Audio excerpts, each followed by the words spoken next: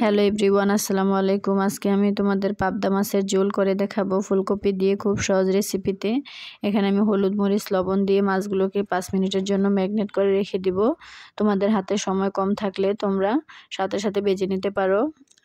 এখন আমি ফ্রাই প্যানে সরিষার তেল সয়াবিন তেল দিয়ে দিলাম। তোমরা চাইলে সরিষার তেল ইউজ করতে পারো। দিয়ে আমি মাছগুলোকে ভেজে নিব। একটা একটা করে দিতে হবে, আলতোভাবে দিতে হবে, নয় ছিটা আসতে পারে। মাছগুলো আমার ভেজে নেওয়া হয়ে গিয়েছে। এখন আমি একটা প্যানে পরিমাণ মতো পেঁয়াজ কুচি দিয়ে সয়াবিন তেল দিয়ে এখন পেঁয়াজটা হালকা ব্রাউন কালার করে ভেজে নিব।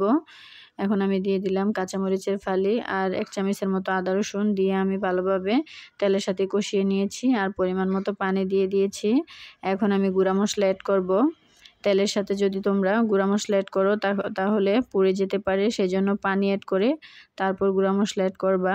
এখন আমি দিয়ে দিলাম মরিচের গুঁড়া, জাল যে যেরকম পছন্দ করে ওই অনুযায়ী দিবে। আর দিয়ে দিলাম হলুদের গুঁড়া 1/2 টেবিল চামচের মতো, স্বাদ মতো দিয়েছি লবণ দিয়ে এখন আমি ভালোভাবে এটাকে মিশিয়ে নিব। মশলাটা ভালোভাবে কষিয়ে নিতে হবে। মশলাটা যত ভালো কষাবে খাবারের টেস্ট তত ভালো আসবে। দেখতেই পাচ্ছ মশলাটা খুব সুন্দরভাবে কষানো হয়ে গিয়েছে।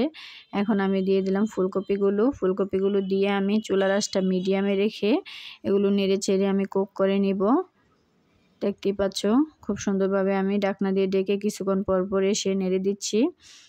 ফুলকপিটা প্রায় আমার সিদ্ধ হয়ে গিয়েছে। এই পর্যায়ে আমি দিয়ে দিব পানিটা আমি দিয়ে চুলার আঁচটা হাই হিটে করে দিব আর ঢাকনা দিয়ে ডেকে একটা বলক উঠে আসা পর্যন্ত আমি অপেক্ষা করব। এখন দিয়ে দিব মাছগুলো।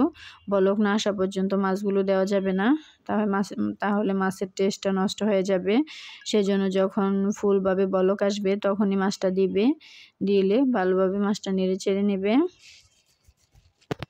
বেশি আগে মাছ দিলে মাছটা বেশি নরম হয়ে যায়, খেতে ভালো লাগে না।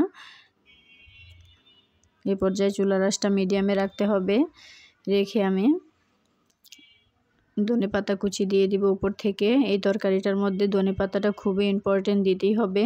দেখতেই পাচ্ছ রান্নাটা আমার কমপ্লিট হয়ে গিয়েছে। শীতের সিজনে প্রচুর পরিমাণে ফুলকপি পাওয়া যায়, তাই তোমরা একবার হলেও বাসায় এটা ট্রাই করতে পারো। এটার স্বাদ কিন্তু অসম্ভব মজা, খেতে খুবই ভালো লাগে। আমার রেসিপিটা ফলো করে তোমরা একবার হলেও বাসায় ট্রাই করবে। দেখতেই পাচ্ছ আমি একটা সার্ভিং ডিশে সার্ভ করে নিয়েছি। কালারটা অসম্ভব সুন্দর এসেছে, খেতে কিন্তু অসম্ভব মজা হয়েছিল। এই তরকারির মধ্যে হলুদের পরিমাণটা কম দেওয়ার চেষ্টা করবে, বেশি দিলে এটার টেস্ট নষ্ট হবে। আর জিরা আর ধনিয়ার গুঁড়ো এই দুইটা তোমরা স্কিপ করতে পারো। আমি এটা ইউজ করিনি, অনেকে দেখি করে, কিন্তু এটা ইউজ করলে ফুলকপির স্বাদটা নষ্ট হয়ে যায়, সেজন্য আমি করিনি। সিম্পল ওয়েতে আমি তোমাদের করে দেখালাম রেসিপিটা খুব সহজভাবে। এতক্ষণ আমার ভিডিওটা দেখার জন্য অসংখ্য ধন্যবাদ। সবাই আমার চ্যানেলের পাশেই থাকবে। আসসালামু আলাইকুম।